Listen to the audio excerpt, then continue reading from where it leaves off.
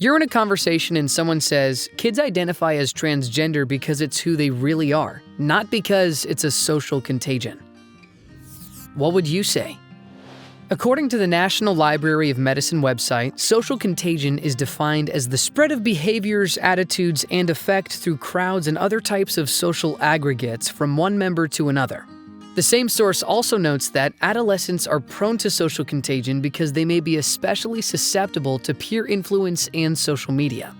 Those who believe that a transgender identity expresses who someone really is will typically reject that gender confusion has spread to so many young people as a social contagion. However, the best explanation for the dramatic increase in the number of young people struggling with who they are is gender confusion spread by social contagion. And here are 2 reasons why.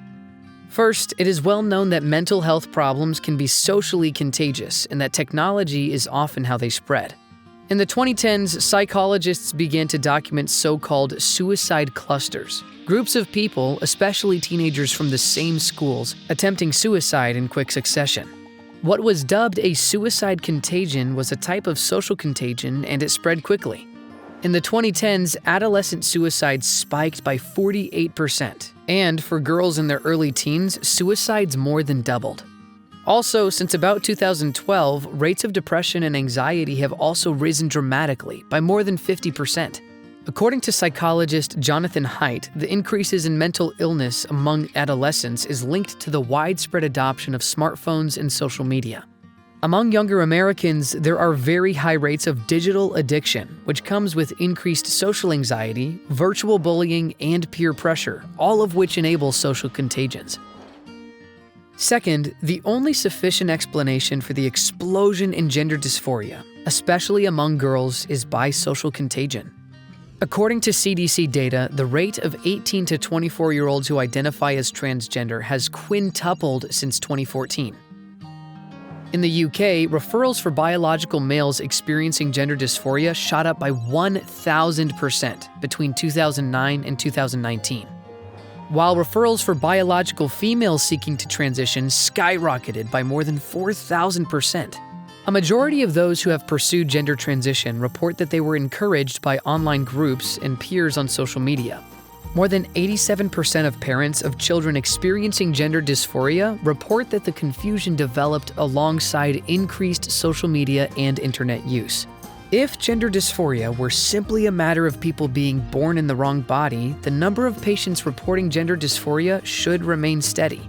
However, the increase in gender dysphoria just as smartphones became widely available and social media platforms wildly popular suggests that it's a social contagion related to these technologies, similar to depression, suicidality, and the overall increase in mental health issues. Also, social contagions are more common among females. The wildly disproportionate number of especially females experiencing gender confusion in recent years suggests it has spread socially. For example, the Tavistock Clinic in the UK began by treating a small number of mostly boys. As time went on, the number of girls being referred ballooned until they made up 2/3 of patients. For most of these patients, gender dysphoria began suddenly in adolescence. Lisa Lippman of Brown University coined the term rapid onset gender dysphoria to describe what we were seeing as gender confusion spread so rapidly among girls. Author Abigail Schreier described in her critically acclaimed book The Irreversible Damage of the Transgender Craze Seducing Our Daughters. In fact, the best explanation for how gender confusion exploded among young people, especially girls, is that it is a socially contagious mental illness. Ignoring or denying this obvious connection has crippled our ability to help the many young people caught up in it, especially considering the irreversible damage of medical transition. Thankfully, that is beginning to change. So, the next time someone says kids identify as transgender because it's who they really are, not because it's a social contagion, remember these 2 things. First, it is well known that mental health problems can be socially contagious, and that technology is often how they spread. Second, the only sufficient explanation for the explosion in gender dysphoria, especially among girls, is by social contagion.